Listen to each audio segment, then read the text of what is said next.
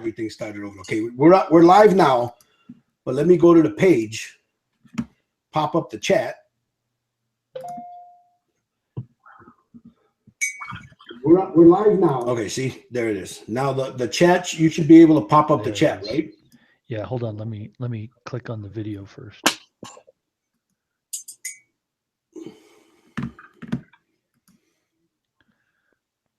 Yep.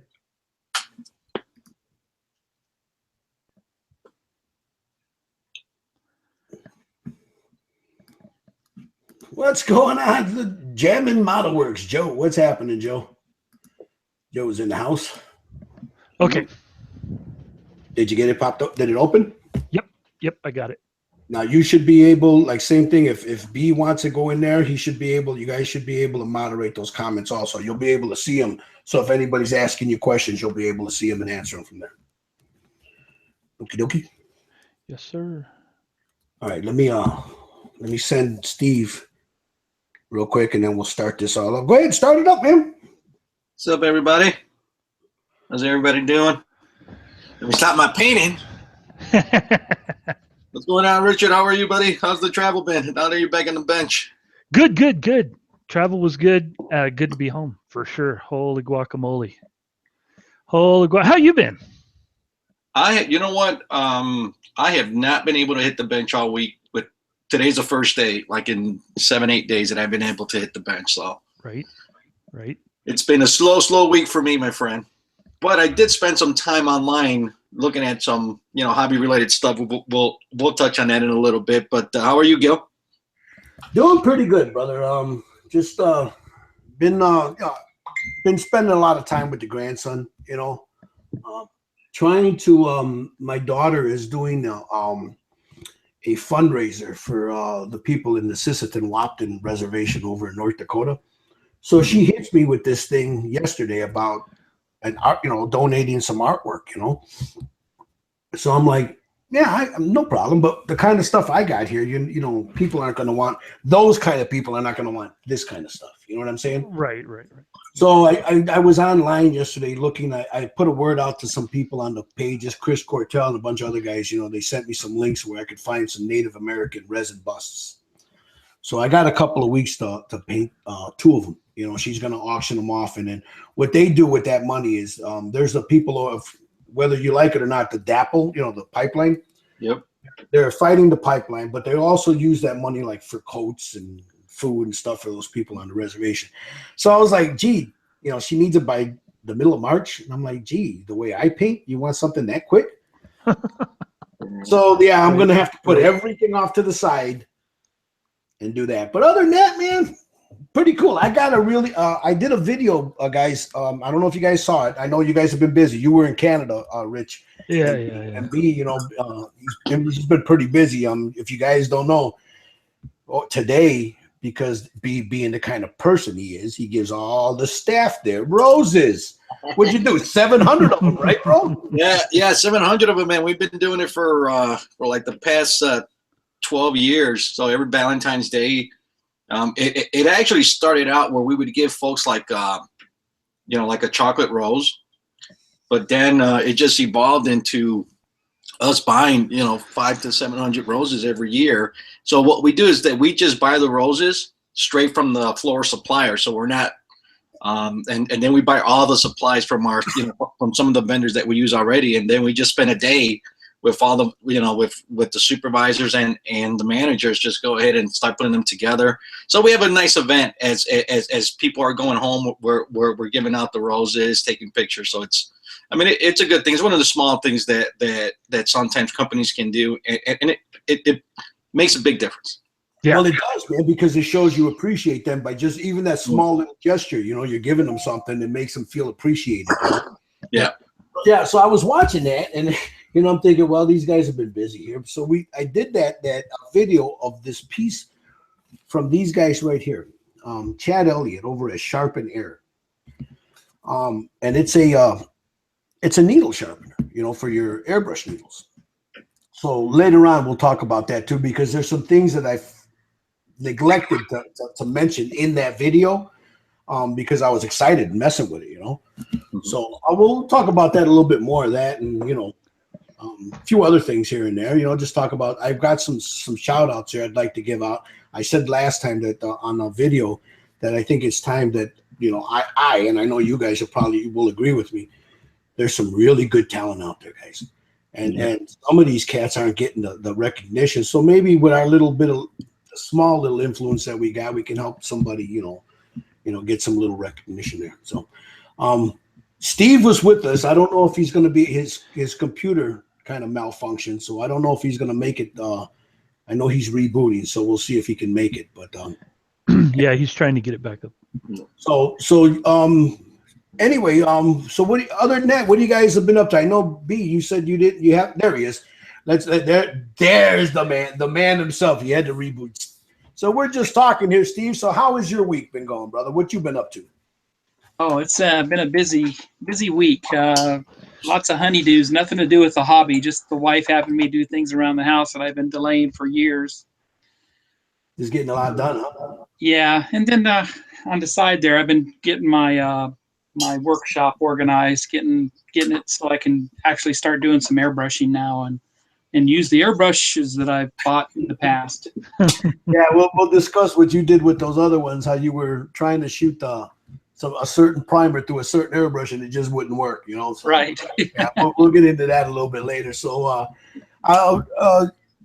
anything like Richard? What have you been doing lately, other than the work thing with the Canada thing? I mean, later on in the show, what do you got to show? I got some. I picked up a couple of minis, and then I've been working on a pretty decent size army. So when we get around to it, whenever we're ready for it, I can show some of that stuff. Yeah, absolutely. Now we got some guys here. We got in the chat here. We'll get that out of the way. We got little Joe Jammin Model Works. Matt Paps, he says, greeting fellows, Styrene Syndicate modelers. Lenny is sitting down with his little one. They're watching WWE SmackDown. I want to talk about that, what he did with that flake. We saw it yesterday. How about it, Steve? It was really nice, man. Wow. Beautiful. Yeah, and then we got Two Tall's Model Garage in the house. He says, hello, everyone. So I'm going to toss it over to you, B. I mean, anything you want to discuss? I know there was a couple of things we were talking about before we went on air. Yeah, you know what? Sure. I've not been able to spend a lot of time on the bench, but of course, it's just like everyone else that has a tablet. You can very easily, lay down in bed and surf the web for, the hour and a half before you knock out. So I started looking up Patreon. All right, it's something that you see in some of the YouTube videos how folks are doing videos, and then right now I think you've seen kind of like an increase of folks trying this out, whether if it's the pay-per-view type service or just some for you to do a small donation. So I just went on, scoped it out, kind of see how it works. I did sign up for a couple. All right, I signed up. There's one that just came out recently. It's called Miniature Monthly, and it's Erin Lovejoy, and then it's another female painter. I can't remember her name. Mm-hmm. So for $5 a month, I figured, okay, I'll give it a try. Then I jumped on. There's another one, Sarasto, and he does a lot of the zombie side and the Imperial Assault figures. And the guy's a YouTube regular, and you're not necessarily getting something more or have access to more videos on some of these websites. You basically get to see them earlier, all right? Whether it's 2 or 3 weeks earlier on the ones that I went on, right? There's another one called The War Gamer, and this is a guy that I've subscribed to many years ago, and he's always doing videos. And this was more, look, I mean, I can go in there, give the guy $5 a month. He's actually done some videos that I've actually used, so that's the good piece of it. And I think on all of them, with the exception of the Miniature Monthly, which it's new, I'm going to check it out. There's a couple other ones that are a little bit higher, but I think, you take a look at that, then you take a look at, I know there's always been some discussion on Florey's models or you know what, just paint in general, and you kind of have like, it's very can be heated. I know on Facebook there's been a lot of discussion with recently, you have Don Yost that just started up a service. Yeah. But there's always been some type of discussion, even with either Flory or Genesis Models and all these other websites, or people that have transitioned over from having like a free YouTube channel and then giving you the option to go onto Patreon to either see more videos and whatnot. So, Dr. Faust did the same thing. He got the free and he went, Yeah, you know, you got Dr. Faust. What's the other guy? Next Level Painting. So there's a lot of folks, and then you have By Painting. Did it where he didn't go to Patreon, but he did his own thing. And you know, I don't know. I don't have an issue paying for something because I'm paying anyway, either for the magazines and sure, you know, there's stuff on YouTube, but I don't view it not, you know, so much that you're paying for the video is you're just helping. Look, for anyone that's done good YouTube videos, right? There's a lot of work that goes into that. There's a lot of work. I mean, it's not okay. I'm just gonna hit, you know, record and I'm done. There's guys that do a ton of editing. The light. Look, I just have a regular LED light and this light, so it's poor, right?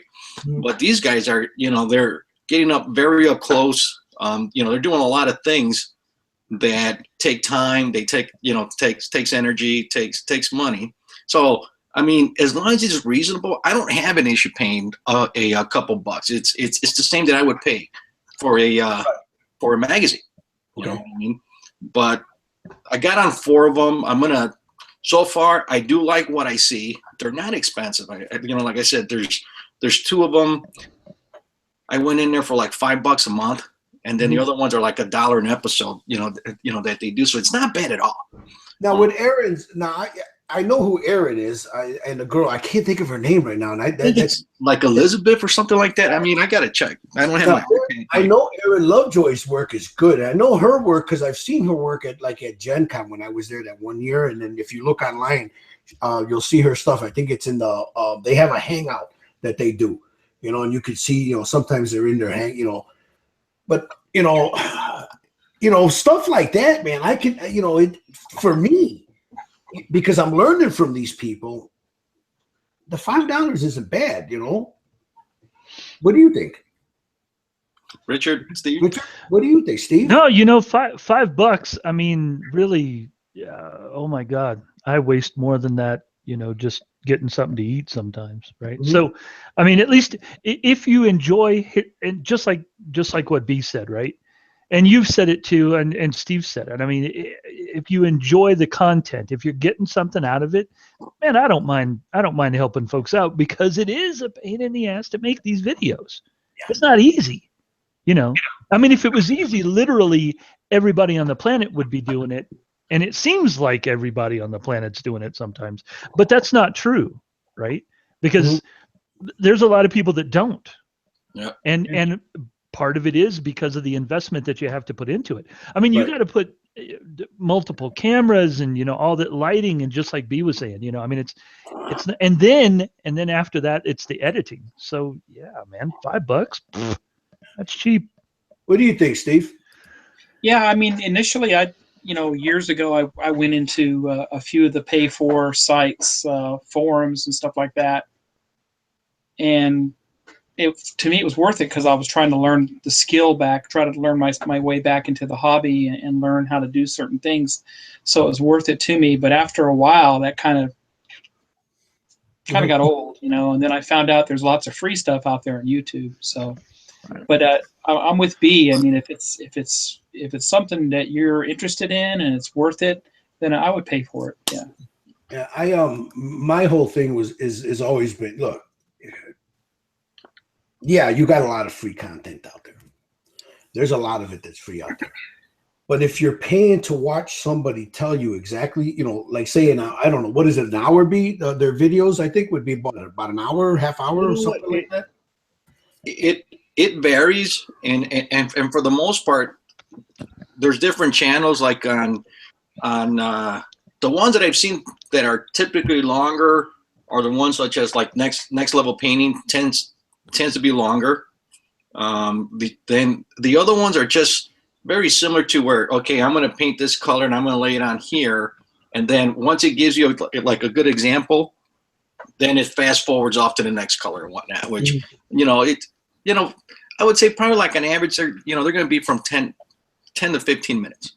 Okay. Yeah, because you know, if you break down what you find, okay, I'll use Dr. Faust for and just as an example. Not that he does this, but I'm just, you know, if he's sitting down, he's painting something, and say he grabs a figure like this here and he starts painting it. What he's not showing you, and not because he doesn't want to. There's just, like you said, in the editing, man, it takes time. You know, this, you know, the lighting, the editing. You know, I mean, what you're watching in 15 minutes could have taken 4 hours to video. Yeah. Yep. So you're not watching the mixing of the paint. You're not watching, you know, how he's coming across that, you know, he's not explaining to you why exactly he's using that, because there's no time in that little 10, 15-minute video to do it. So like with painting, what I used to do, because I used to watch those before they shut it down. And when you'd watch like Ben Comet's paint, he was explaining to you why he did it, how he did it, you know, and how he would use that two-brush technique, you know. And you know, that's where I got, I mean, and it's an old thing. I mean, people used to do this years. I mean, like the watercolor people and some oil painters, they use what they call a gypsy brush. And I had forgotten all about it until I heard Ben bring it up again. The gypsy brush, how you blend with that, you know. Sometimes if you're doing a video, like you said, you're doing a free video and I'll grab this and then you'll see me using it. You don't know why I'm using it, you know, because I don't have either I edited it out, you know, because people on YouTube, man, if you got anything over 10 minutes, you lost them. Yep. Gone. You know, and even if it's a good video where you're showing stuff, that's why a lot of us have gone to those real fast, you know, like the speed up videos. No. But even that, man, you're losing everything in translation because you're not explaining why you're doing certain things. So I think that's where those pay sites are good. I know that a certain brother, and we all know, I'm not going to mention his name, he caught a lot of hell for it, you know. Dude, you know, if there's going to be people that pay, they're going to learn from it. If you don't like it, don't watch it. You know what? And I, you know, to me, that's the biggest piece of it, because you have seen where folks are kind of at an uproar because of it, or it boils down to this. Look, the cost is only an issue if you don't see value in it. Mm-hmm. Right? Yes, exactly. And that's based on the individual. All right. Yep. So that's one piece. Right. The other piece of it is kind of like the you know, kind of like the hate that happens, or what. Look, people are people. Yeah, okay? Exactly. And it's unfortunate, but I can see both sides to it, right? Sure. Because I can see where if you go into a restaurant, you expect your waiter to be polite. Exactly. Okay, because you're paying. So if you're going to pay for a service, you expect the person to be somewhat respectful or to carry themselves in a certain way, because they're providing a public service, right, for money that you're paying for. But there's a certain level of, you know, once you pay for something, you expect a higher quality of you know, video. The editing's going to be better. There's a level of, here, probably the easiest way to say it, or the simplest way to say it is, if you pay, you're expecting professional results. And it's no different than if someone comes home and does something in your house, right? Like, you know, you have your brother-in-law or your friend come over and you know, they lay down a floor. You know, maybe you guys haven't done it before, or they've only done one or two. You accept certain things. Right. You know, it's a little bit off. Yeah, whatever. But when you pay, you're like, no. I just paid for this. Here's my expectation. Yeah. And to me, that's the bigger thing, you know, because you have people saying, well, you know what, you know, it's not a good thing for the hobby because the, you know, young ones can't get into it, or, you know, it doesn't help the young. Look, that the hobby isn't cheap to begin with, all right? And trust me, with video games costing $60, those young ones don't have to worry about, you know, coughing up $5 a month. Not in this day and age, okay? Right. But you know, that's my viewpoint. Look, if you want to do it, then that's fine. Me, myself, especially with the recent one, I don't see the value in it. I don't. But I'm not going to hate the guy because I don't see the value in it. All right? It's you know, it's like you pick up a product right? This is pretty cool. You look at the price and you're like, no, you know what? I don't think it's worth it. And then you move on. You don't sit there and take the package and go, look, that's just BS. And, look at how much they want. At least that's not me. Boom. I move on. Yeah, I think it's like if you look like some of the comments here, like Joe says, Jam and Model Works. He says it's not much. It's not much as he's talking about the geech, but the person's attitude and his energy has to be good if you're gonna, you're gonna come up with that. You have let's see, you got Too Tall here. He says, I heard something that once you reach 1,000 subs, you start getting advertisements and YouTube pays you like a little bit under $1 view. No, that's not true. No, that's not even close. 1,000. This is where I think a lot of people, because I heard we were talking about this before we went on air. Yeah. I think where a lot of people have misunderstood something that one person has said. I don't know the man. I know he can paint well, and that's all. End of story. But I think where a lot of people misunderstood is when he threw out that 1,000 sub thing. YouTube does not allow you to have a paid content channel unless you have 1,000 and up subscribers. It's got nothing to do with them paying you. It's just that you can have a YouTube channel all day long. You can have no subscribers. But if you're going to offer a service, and a paid service to be a content provider, because they verify your content. I think verification is what, 250, 500, something like that there? Yeah, something. And once you get that verified status, the next step is the 1,000, because then you can go to have paid channels. It has nothing to do with Patreon. It's just paid channels. YouTube doesn't do, yes, they're going to probably throw an ad on there. Because that's YouTube. That's how they make their money. They reserve the right to make money on anything you're selling. Exactly. And that's like with mine, I use copyrighted music. So when I use somebody's copyrighted music, I get something in my email that tells me you don't have to worry about this, but you've got a content claim against you. Right. They reserve the right to monetize that video. Yep. So whatever 200, 300 views I got, which is less than a penny, they're the ones that reserve the right to make it. And the same thing happens with YouTube. The 1,000 subscriber thing, they won't let you, because if you didn't have 1,000 subscribers, everybody and their mother would have a paid channel. But that's an excellent point, Gil, what you're saying, and what people don't really understand. Okay, so if somebody if you use somebody else's music, right, and they decide that they're going to monetize it, right? It's not your videos that make them money. It's your videos combined with my videos, combined with Joe Schmo's videos, combined with anybody that used that same tune, that same piece of music, right? And it could be millions of people out there on the interwebs, right? Yeah. Not just for YouTube, but I mean all kinds of places. Hell, for football games and whatever, right? Yeah. So that's how those people make their money. They have somebody out there snooping and making sure that when one of their tunes are played, they pay somebody else to do it. Music creators don't do it, Right. So they pay somebody a certain amount of money to go out there and make sure that everybody that's using this certain person's music is paying a little bit, each one of them, right? Yeah. And that's where the big money. That's big money when you're talking millions. Our little niche part of the world, nothing. But when you add 600 niches, Adds up, my friend. money. And that's the other thing, that people don't understand. Once you need to, when you make a YouTube account, same thing with the Google, it tells you they own that content. That's right. Well, they're not going to Facebook, everybody. Yep. They don't use they claim they don't use your pictures and stuff, but they reserve the right to share that stuff. That's right.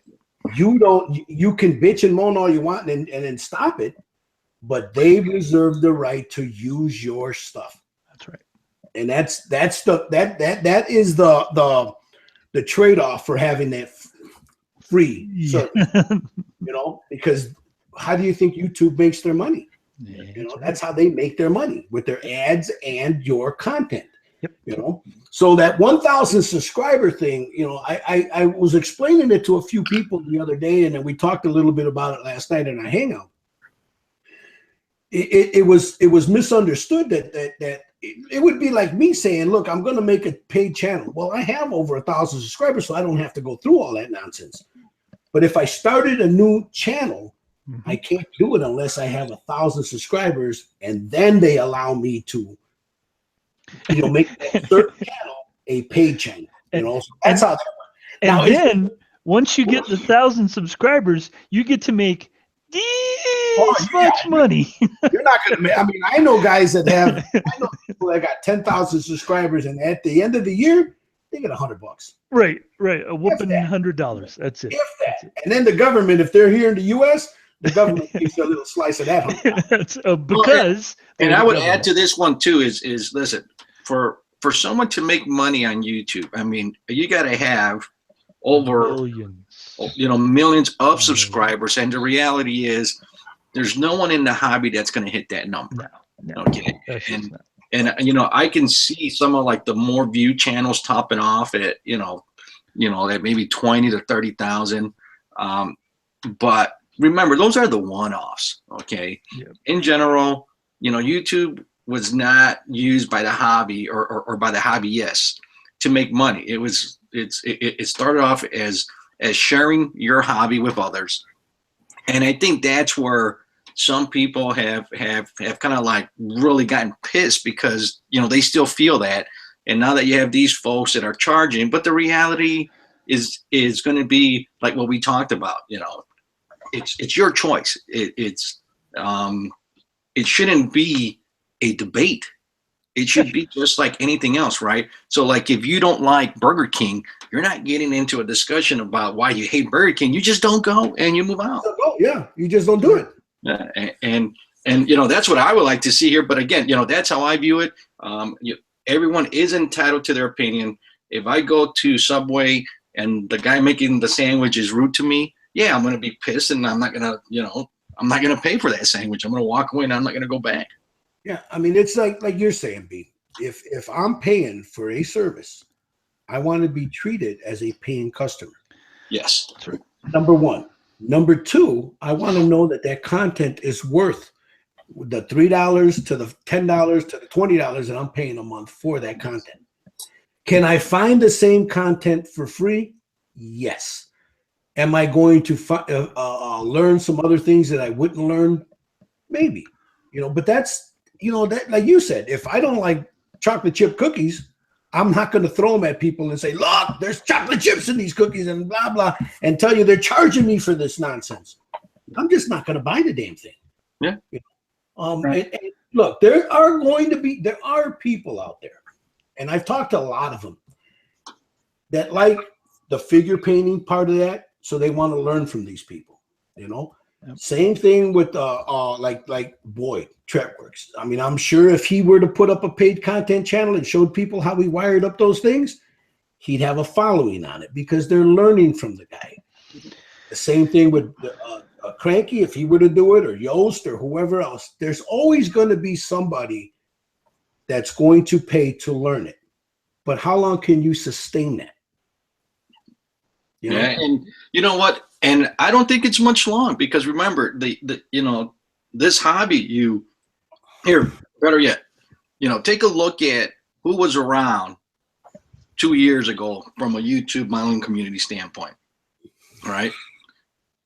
And who's still around now? Go back 3 years, go back 4 years, go back 5 years, and it's because this is a hobby. So you know, this is a part of a smart part of someone's life. Mm-hmm. And throughout their life, their priorities change. You know, they're going to come in, out. You know, things are going to happen. In the end, it's a hobby. Okay, and I think sometimes people forget that it's a hobby, and just like for model or race cars or RC cars, I should say, you know, there's folks that are going to try and strike a niche from a business standpoint in that hobby, just like there is for anything. And that's just the way it's going to go. It's I don't see that changing. Yeah, see, look, Dog over here, Atomic Dog. Hey, Brian, how you doing? He's got a couple of things on there. You know, he's made a whopping $100 a year using the YouTube AdSense. $100. He also says only and which is true. Only the social channels have a chance to make any money. Scale modeling is a faint blip on YouTube, which it is. It's a very small niche market. And then the other thing, and this is the other thing that I hear all the time, these people complain about ads. They complain about them. You know, I don't understand why peeps get. This is Brian. I don't understand why peeps get mad about the ads on YouTube. So this is a wonderful thing called ad block, which is true. I remember listening to a guy saying, you know, the content on this person's channel, the guy that he was complaining about was good, but he refused to watch it because there was a 5-second ad. He had to click a button to get past it. Dude, after 5 seconds, you can click the button. That's right. That's right.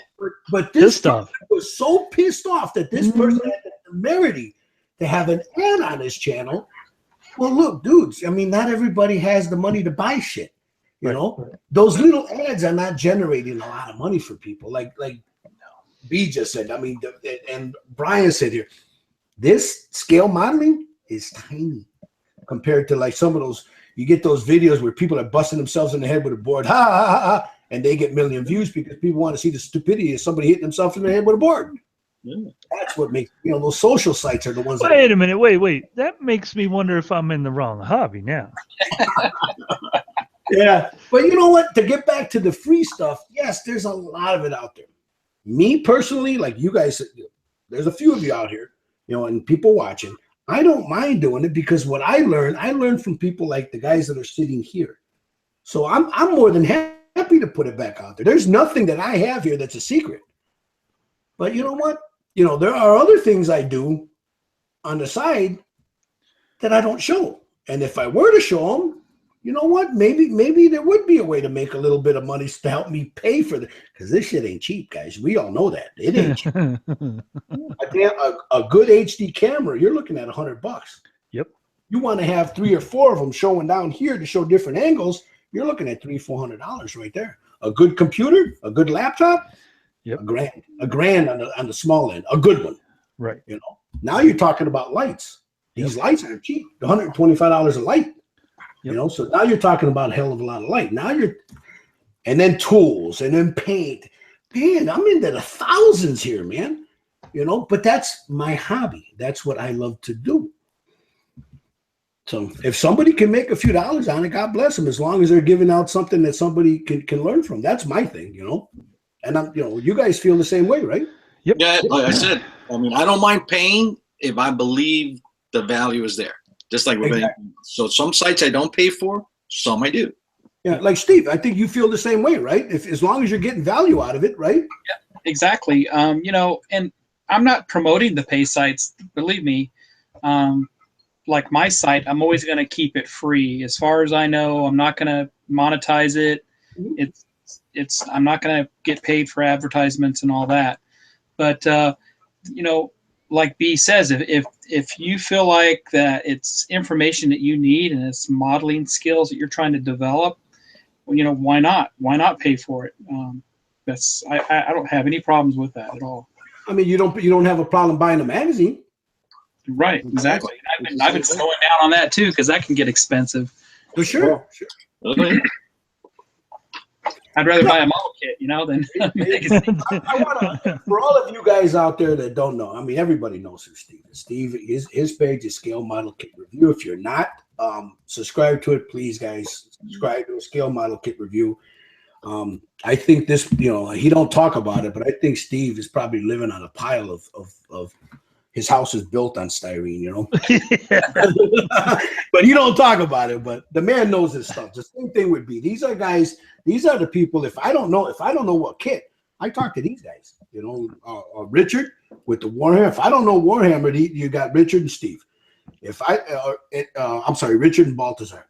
If I don't know models, we talk to Baltazar and Steve because they'll tell me. You know, Baltazar. These guys are encyclopedias when it comes to this stuff, man. So. I want to talk to Richard here. Richard, let's get to you. Uh-oh. You got some stuff here you want to show us, brother. So what we're gonna we're gonna talk. We're gonna call this the Emperor's Corner. Warhammer Corner. Right. Yeah. So let's talk about it. What do you got, brother? What did you pick up new? So I did get something. Okay, so let me show you what I've been working on first, and then it'll make sense. Okay. So let me. I gotta go switch my camera. Hold on, I'll be back. Oh, the camera's like 10 miles away. So yeah, my computer's 100 miles away, and Well, there we go. Oh, you're there, Richard? Cool. Yeah. All right. Okay. Can you guys see that or no? Yes, sir. Yes. Okay, Yeah. so talking about cameras with different views and all that stuff. And sometimes they get stuck, but here, we'll try this. Okay, so actually, you know what? Let me switch to a different one. Sorry. Let me switch to a different camera. Give me just 2 seconds. Let me find the right one.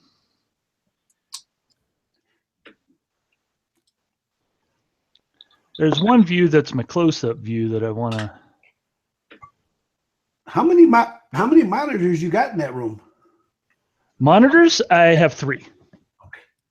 Well, you do this for a living, so you need all those monitors. I do computer stuff for a living. Yeah. So, okay, here we go. So, let's go. Let's start.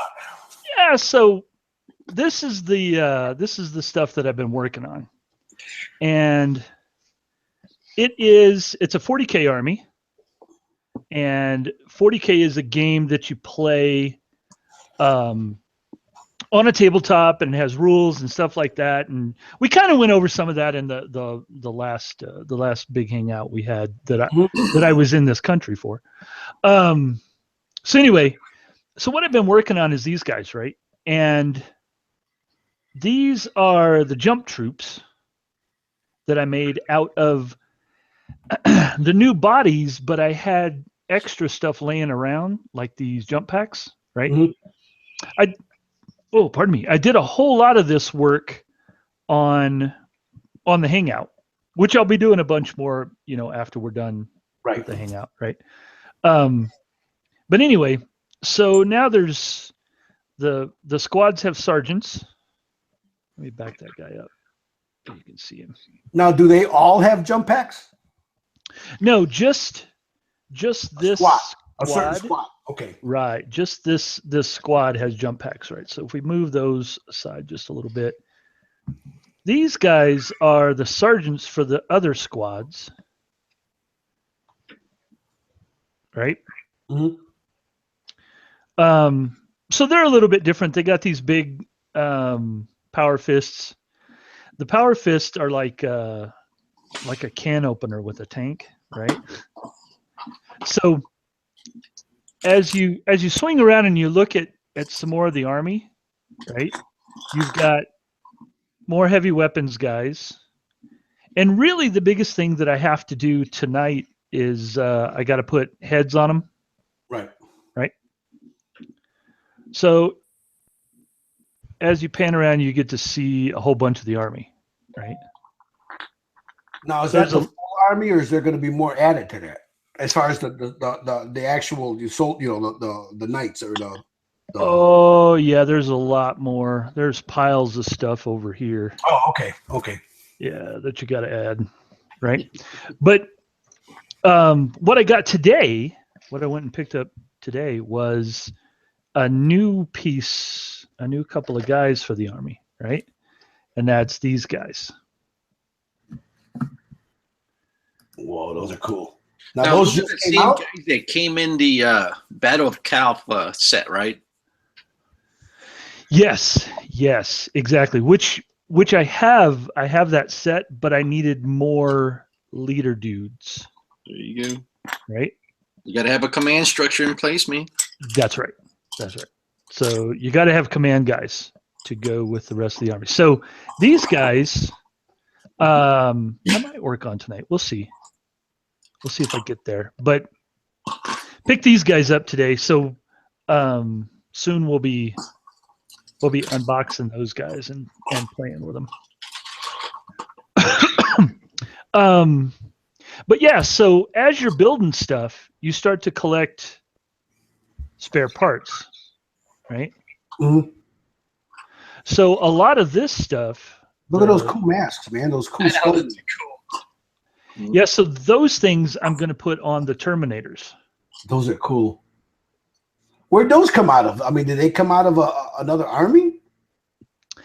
Yes. So those came off of here. Let's zoom in. There you go. So I got a bunch of them. Those are cool. And they're not that big. Look, there's my pointer finger. Oh, right? They're pretty small. This is how they're big compared to a dude, right? yeah. But you're going to use them on that army. Yeah. So I'm going to put them on the Terminators. They actually came off of it's the Chaos version of Space Marines. They have like this big 4-legged mechanical thing that has claws on it, where you can put different faces on them, right? They come with different masks. Well, that army I built and sold years ago. I mean, it's long gone, right? But I still have a whole bunch of the bits, and these are some of the bits that are left over from that army. Hey, Richard, Brian says, still no paint on the army, man. Richard, if you actually paint a whole army, he'll do the chunk dance from the Goonies on YouTube. Okay, so now I got to get to painting. Now I got a purpose. Yeah, now you got a purpose to watch him do. He's got a mission. That's right. Now I got a mission. So, adding some pieces to the rest of the army, to some of the dreadnoughts, So yeah, we got a bunch of stuff that I still got to put together. But these guys should be finished tonight on the Hangout, and then I'll get started on some of the other stuff that's piled up. Nice. Yeah, that's pretty cool. Yeah, so there we go. Pete, you're actually painting a couple of them, right? You know what? I'm still painting the same guys I showed last time. That the only difference is I've added some of the metal pieces on there. So you can see, whereas before they was just I was wrapping up the gold. Now I'm going in there and I'm adding the silver piece to it. Those are Sigmar pieces, right? Nice. Yeah. These are the ones that came with the Age of Sigmar box. So I'm kind of using these before I jump into my 40K, just to kind of get me back into the swing of painting minis. You know what I mean? Wow. Those are cool. Yeah. I can get a close up. Oh yeah. There's a lot of really nice detail on those, man. Yeah, there's a lot of gold that went over that red. Oh yeah. That's actually, you know what? I actually painted the gold first, and then painted the red afterwards. Oh yeah. Yeah. A lot easier. You know what? I think you can go either way. I like doing it that way because it's easy to clean up with the gold afterwards. Right. You know what I mean? So that worked out for me. But the one that seems a little bit tough to get in there is going to be this one here, because he has a lot of skulls on his chest. So go in there. So I got to clean that up a little bit. Then this one wasn't too bad. This one was pretty easy to get all the. Yeah, that's a nice pen thing. I got that one upstairs. That was really nice. Yeah. So I'm just trying to keep like the paint job clean. I'm not going for like super weathering. I'm just trying to keep it clean. Right. Now, Steve. Yes. You started working on a tank there, huh, brother? Yeah, and like you talked about earlier, I was trying to push some Styrene through the wrong airbrush. Now, what airbrush were you using trying to push that through? This Badger 200. And obviously the needle's way too small for this very thick Styrene. And if I had to pressure up to 35 PSI, it just did not like. What did you end up using to spray it? I used an Iwata. Was it the Neo? Yeah, the Neo. Yeah, the Iwata Neo, and that pushed through perfect, fine, no issues at all. I wanted to just put down a base coat on the Tiger, like a Panzer Gray base coat, and then of course it's going to go with the sand, the yellow, the brown, and the greens here in a little bit. But right now I've been putting in the toe Right, the tow cables and all that. Tow cables on it so I can get ready to paint it up. But this is going to be a Whitman's Tiger. Oh, cool. Now, what kit is that? Who made that? This is the Academy's newest release. It's the mid version, and it's got great detail, but there are some fit issues. Yeah, that was going to be pretty minor, but it's a decent kit for the price. You know, it's very inexpensive. So that's the newest one, right? Yes. There's no interior detail at all, so I'm probably just gonna leave all the hatches shut on it. So is that Zimmered on it? It's got Zimmered, huh? Yeah, I applied the Zimmered. Okay, you applied the Zimmered. Okay. Yeah. I mean, how was that for you, Steve? That was hard. I'm still trying to find better techniques, and I think I have found one. There's another technique out there using some 2-part epoxy, water-based type of.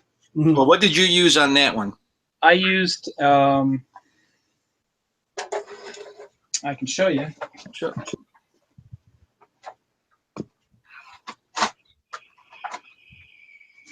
Just regular Bondo glazing putty. Oh, okay. Okay. Now, did you use those the little roller, Or yeah, I used the little metal rollers. Just try to keep them wet with like a lacquer thinner. Mm-hmm. And that worked best for me. I tried using water-based. It just did not work for me. So there's other techniques out there that I'm going to try out using a 2-part. Using this Magic Sculpt, where you can mix together the Magic Sculpt 2-part and then apply it over there real thin, and then just apply the Zimmerit.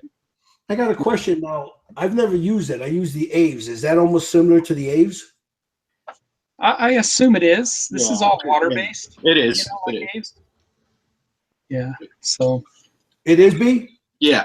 I mean, Aves is just just like Milliput. It's a 2-part epoxy. Yeah. You know what I mean? Some have different grain in them. Some are finer than the others. Some are able to some are easily water soluble, and the other ones, you need like a special like some type of additive into their thing. Oh, there you go. Yeah, and that's the tool there. That's from AFE Modeler or AFE Club. So. Now, how is that tool? I've got the plastic ones, which are garbage. It's a great tool. I like to try to keep it clean as I go through it. But the problem I was having with the water-based putties, it was lifting it up. Oh, okay.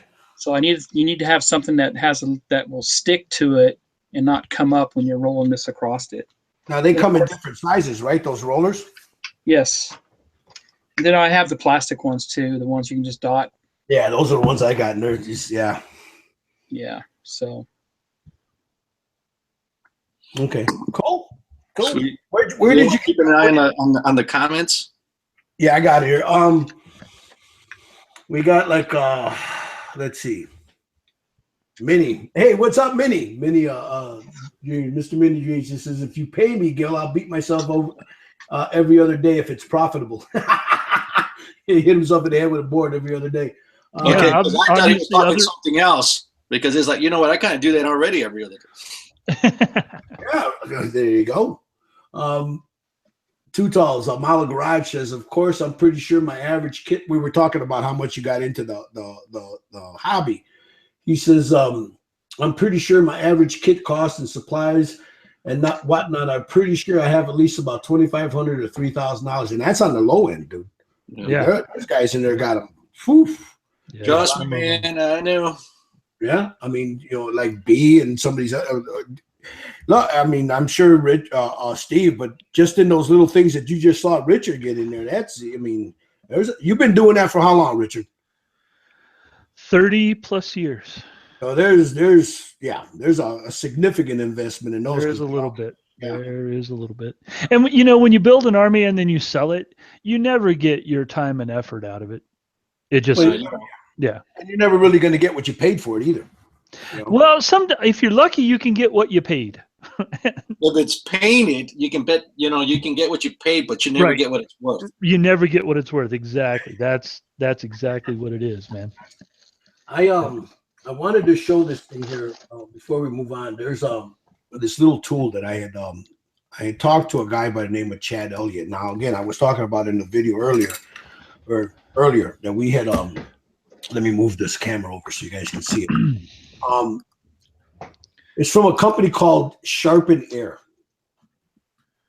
And you know, I had seen this thing around for a while, and you know how when you see those claims, you know, and people talk about it, you're like, sure, whatever, you know, whatever, right? We've all been burned, you know. I mean, you find a paint now, oh, that's the greatest thing. You use it in the shit, you know, or a tool or whatever that don't work. But you know, I don't know, about 6 to 8 months, I've been eyeballing this thing, and Chad sent me one, and I sat down, you know. Right as I was filming, right before I filmed the thing, I had bent the needle, and you know, I if you go online, he has the instructions on how this thing works online. You know, there's no instructions in the box, but it's fairly easy. You go from right to left. You know, you start at the high end here, and then you just follow the steps. What you do is, if you've got, I have a needle here somewhere. This is a Badger needle, and talking to him, I had failed to mention that there's two versions of this. There's one for the Posh, because the Posh needles, the girth of them are thicker. They're wider. Same thing with like that HPTH needle. It's huge, man. It's a big needle. So if you guys are going to get one of these, you have to make sure that you get, if you're using a Posh like the VL or whatever, you have to get one for a Posh. Any other, the Iwata, the Badger, the Harder and Steenbeck, you know, your Iwata style needles, like this one here, you know, the thin ones, they'll all fit this one here. When you go on this website, it's got a drop down menu and it says Iwata, Badger, Harder and Steenbeck. Those three are this one right here. The other one, openings. Now that's a sharpener or a straightener? Both. Take a needle now. You know, he also because I didn't mention it in the video. There's 4 steps to this. Most of the time when we bend a needle, we just bend the tip of it. You know, it's just the little tip right there is what gets bent, like that there. Yeah, exactly. Drop it on the floor once and dink. Now, what I had started doing, and I was doing it just to see if it would work, I was bending the snot out of these things and sticking them in there and fixing them. So if you just got like the little curl on the bend or whatever, he says the first 2 steps should be enough, and then you take this little pad, and then you just run it on here to you know, to get any micro burrs out, so it's nice and smooth. Or however you guys do it, the Tamiya sandpaper. I use a 4-aught steel wool, 3-aught steel wool, whatever.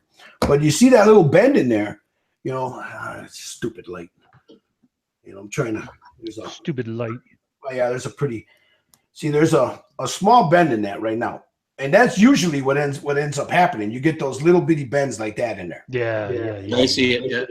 So what you do is you put it into the first hole, and don't shove it all the way in, because then you'll butt it up against the back end of this, and you'll damage the needle. So you just want to put it in a little bit, and all you do is you turn it. You give it like 10 to 15 turns, you know, like this here, and you can literally feel it. Yeah, you can hear it. You hear it? Yeah. You can hear it. And then you take it out, run it across here a little bit. And where's it at? Right there. See it? Holy crap. And then you go into the second one, and the same thing. Just turn it. You know, you just keep doing it until you get that bend out. And then at the end, you use this piece here just for any micro abrasions that are on that needle. And then there it is. Well, ain't that some poop? Well, that's cool. So there was if you were using the Posh, see the Posh needles are pretty cheap. You get them for like $6 to $7. I mean, in order to save some money, you're going to have to be bending like 10 needles, you know. But if you have figure, how much was it, Gil? This is $60.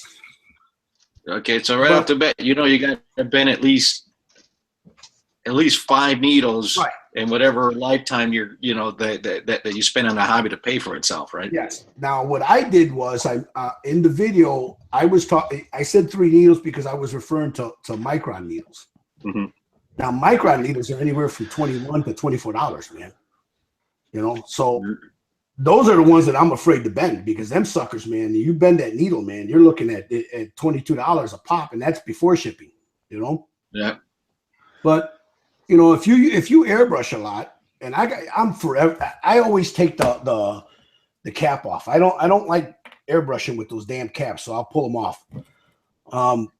And I'm forever, if I get too close, I'll curl the needle, Yeah. Usually what I would do is I take a piece of like the popsicle stick, and I break 2 popsicle sticks in half, and then I double them up, and then I just roll it through there, and it's Hey, Gil, Bob is asking, Bob Eddington is asking if you can change the polishing stone that's inside of that.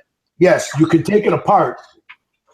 Here, there's 3 screws, and they sell a replacement stone in there. So, I mean, but yeah, you can change the stone, but man, that stone's going to last you a long time in there, But they do sell. When you put it in there, you don't have to kind of like dampen the needle or maybe throw some spit on it. You just put it in just like that, huh? Put it right in there, there. And then the other thing is, it's on an angle. See that angle? Yeah. So when you put the needle in there, it's on the right angle that these needles have. The taper. Yeah. So it goes in there. Not only does it straighten it, it also sharpens it. Gives it back its sharpen. It straightens and sharpens. It's a sharpener, but it also straightens them. And that's why you use, afterwards, you want to use something like this, a fine, get the polish back on there, nice and smooth. You polish them and it'll work. Again, most of the people that I misspoke, and I was like, as soon as I saw it and I was rewatching the video, I'm like, shit, I should have said that. Yeah. I'm going to think about it, because one, I know it's going to sound weird, but I can't even remember the last time I bent the needle. And some of it has to do when I changed my my hobby desk, whereas before I kept dropping them on the floor and they would bend. Actually, I've been pretty good. But that I think is still a good buy. I think it's a good thing to have in your toolbox. You're right. A lot of people, it's not going to benefit them. But if like I know I'll probably bend a needle maybe 2 or 3 times a year. Yeah. And it's always the needle that I don't want to bend the most is the most expensive damn needle, the harder Steenbeck or the damn that micron one that's sitting back there. I already bent that damn thing, and I've only used it 3 times, but that's because I'll pull the crown cap off and I get real close in there. And then if I'm not paying attention what I'm doing, or I sneeze or I shake the wrong way, and I'm, you bend that needle, those are real fine, man, that tip. And same thing like with some of those like the harder Steenbeck needle, that tip, that 1.5 needle is super small. It's super small, man. So they're easily bent. But you're right. You're right. One thing that is worth it alone is to save you the frustration of being in the middle of something. You bent the needle and then you have to stop your work. So that alone to me is worth the $60. Yes. And that's exactly what here. I'm trying to find the link here because I'm being asked for it online. I'll show it in a second, guys. If you're doing, if you are just the occasional hobbyist, it's not a bad thing to have, because you'll probably use it maybe once or twice a year, and you could fix your needle. You can also put a nice point on them, sharpen it. You can save the needle, and that in itself, it'll save you a little money over time. If you're doing commission work, like what these figure painters do, you're doing stuff on canvas, whatever, that's where the value comes in. Yeah. Because now you're using multiple airbrushes. You get something like this, and you start airbrushing something like this, and we all have done it. I don't care how proficient you are with an airbrush, you'll bump that needle eventually. Yep. And then you curl the stupid thing, and then now you got to try to get it, and then it looks like this because it's got waves in it, and you're trying to get that damn thing the right back. You'll never get it straightened on your own unless you sit there for a while and work it. It can be done, but it takes a while. Especially if you're just learning airbrushes, right? Because when you take the things apart and you're just learning and you haven't learned, like B said, that you really need to organize your area better, because what triggers that is bending a needle, losing a part, right? Those airbrushes that have that stinking little cone at the end, yeah, that you lose all the time, right? All you have to do is do that once. Now that airbrush is useless until you go buy another one, order it online or whatever. Okay, well that just like B was saying, the pain in the ass part, if it can take it away. Mm-hmm. Now a lot of guys, they're not using. Where's that echo coming from me? Anyway, a lot of guys are using, that's coming from me. All right, a lot of those people that are using microns. Where's that echo coming? You guys hear that echo? I don't hear any echo. Yeah, I hear it. Yeah.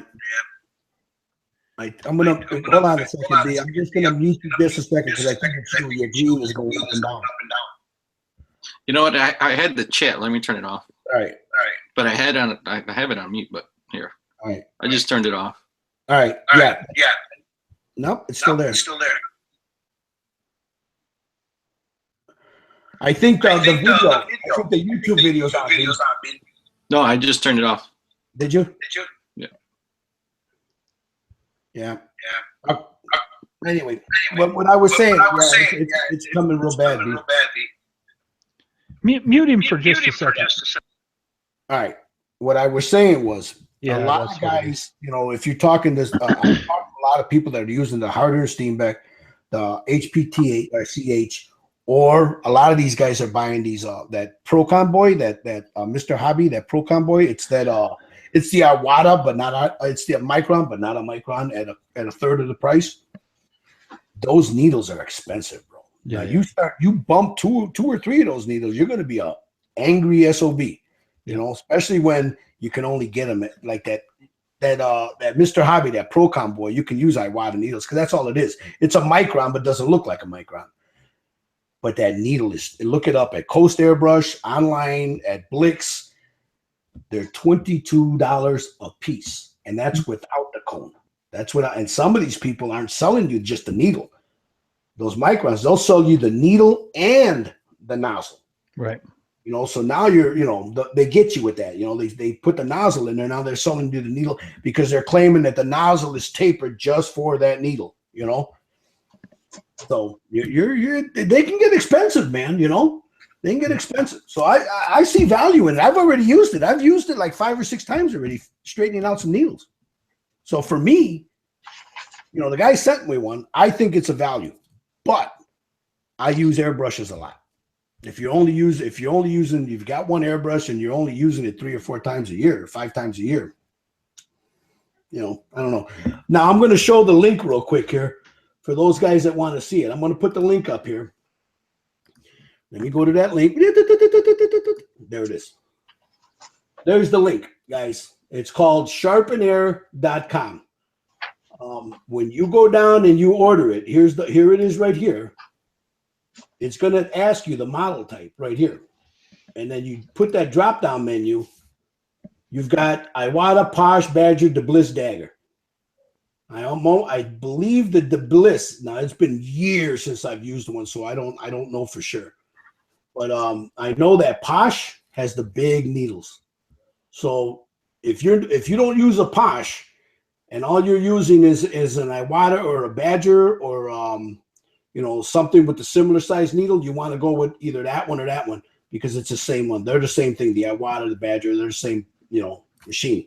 From what if you're using a Posh, you want to go with a Posh one because the opening is bigger for the needles. So that's what I wanted to show that. Because I did that, guys, on the video, and then I was like, and then Chad guy, he says, "Hey, Gilbert, you forgot to mention that." I'm like, "Oh man,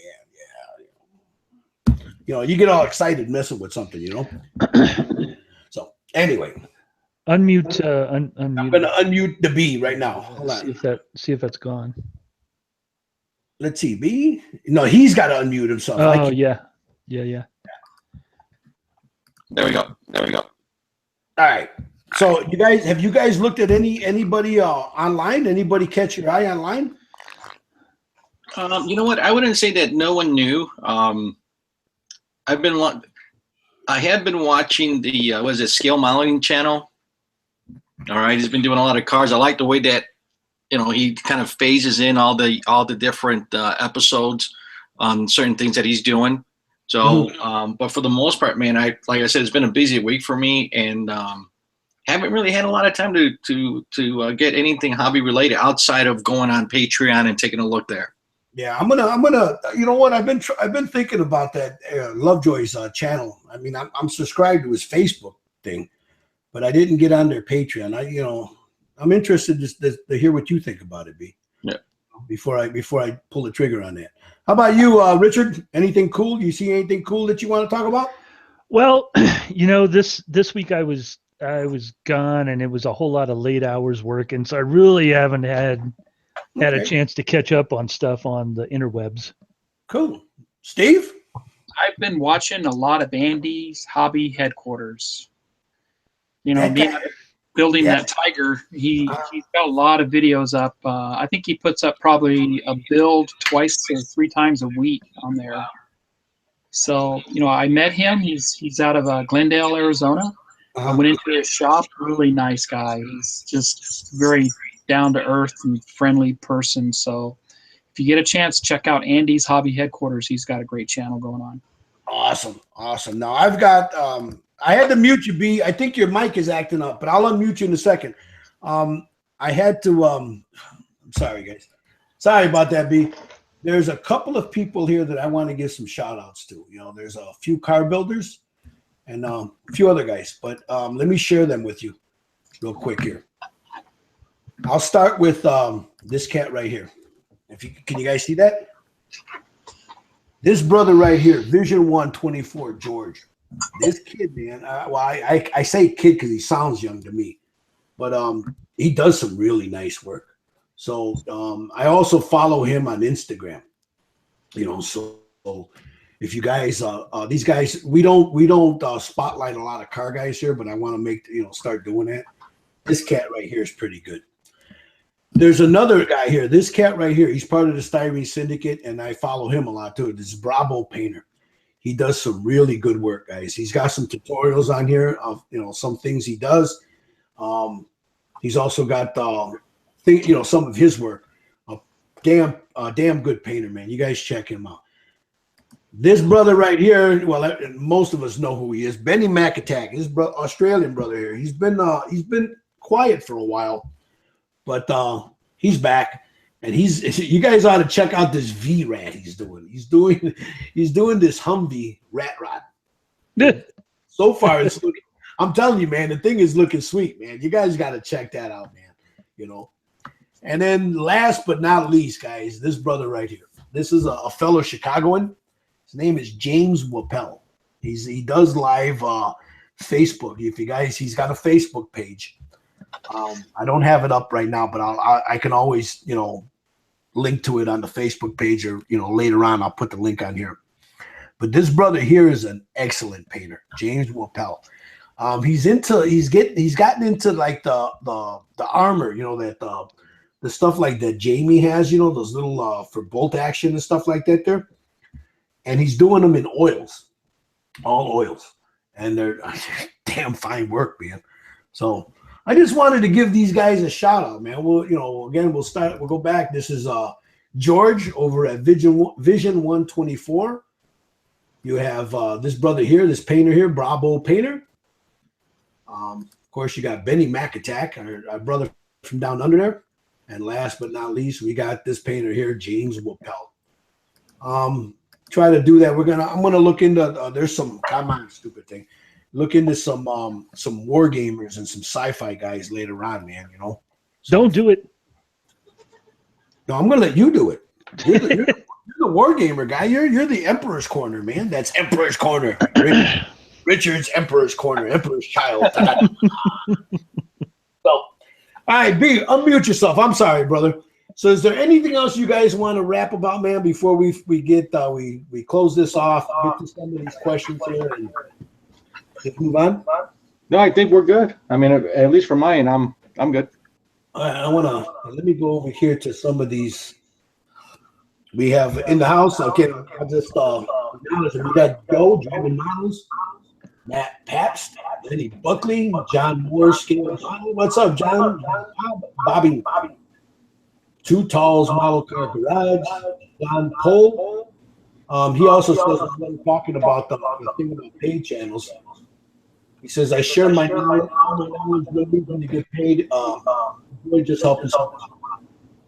You got Gary, you got 13, it's Gary. He says, we were talking about the music. We got like the beat and all that stuff. Because those are the services. Brian, Tommy Dog.